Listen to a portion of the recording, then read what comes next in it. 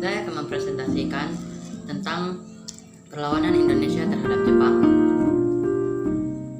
Sikap Jepang yang semena-mena dan menyengsarakan rakyat Indonesia lambat laun makin terasa dan disadari.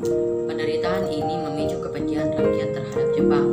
Di sebagian wilayah, rakyat memilih angkat senjata.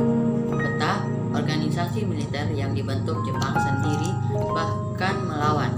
Begitu pula para tokoh nasional yang melawan dengan caranya masing-masing. Jadi di sini saya akan menjelaskan perlawanan Irian Barat dan Blitar terhadap Jepang. Yang pertama, perlawanan Irian Barat. Irian Barat juga mendapat perlakuan kejam dari Jepang. Mereka sering dipukuli dan dianiaya di luar batas kemanusiaan. Tindakan semena-mena ini memicu perlawanan gerakan Toreri. Adalah perlawanan yang cukup terkenal di Biak.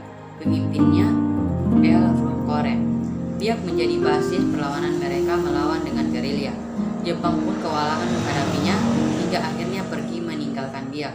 Biak menjadi daerah bebas dan merdeka pertama di Indonesia.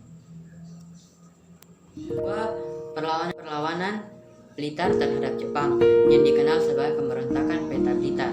Pemberontakan Peta atau Pembela Tanah Air di Blitar adalah sebuah peristiwa pemberontakan yang dilakukan sebuah batalion Peta di Blitar, Jawa Timur pada tanggal 14 Februari 1945. Pemberontakan ini dipimpin oleh Sondancho Soeprijadi terhadap pasukan Jepang.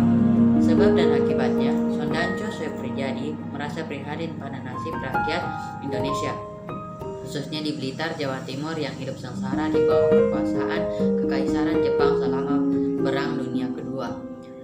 Penderitaan yang dialami rakyat pribumi dikarenakan Kekaisaran Jepang menerapkan kebijakan yang sangat brutal seperti kerja paksa atau rumusan, perampasan hasil pertanian, dan perlakuan rasial seperti halnya kekuasaan fasisme di Eropa. Perlakuan rasis tersebut juga dialami oleh tentara Peta yang notabene adalah menentukan Jepang. Berdasarkan hal-hal itulah, Soeprijadi kemudian mengkonsolidasikan pasukannya untuk melakukan pemberontakan melawan tentara Kekaisaran Jepang.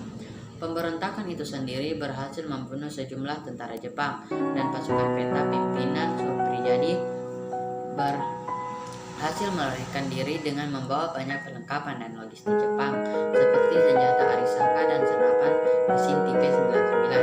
Namun struktur komando Jepang yang tidak membuatkan Peta memiliki komando terpusat sendiri, melainkan tetap terpusat pada komando tentara Jepang, berhasil mencegah pemberontakan itu menyebar ke daerah lainnya. Kemudian Jepang akhirnya memutuskan untuk mengirim tentara Peta yang masih setia pada Jepang untuk memburu Soeprijadi dan pengikutnya. Tentara Peta yang tertangkap kemudian diadili di Jakarta, pusat komando pemerintah pendudukan Kekaisaran Jepang di Indonesia. Sebanyak 68 orang anggota Peta yang memberontak berhasil ditangkap. 8 orang dihukum mati dan 2 dibebaskan.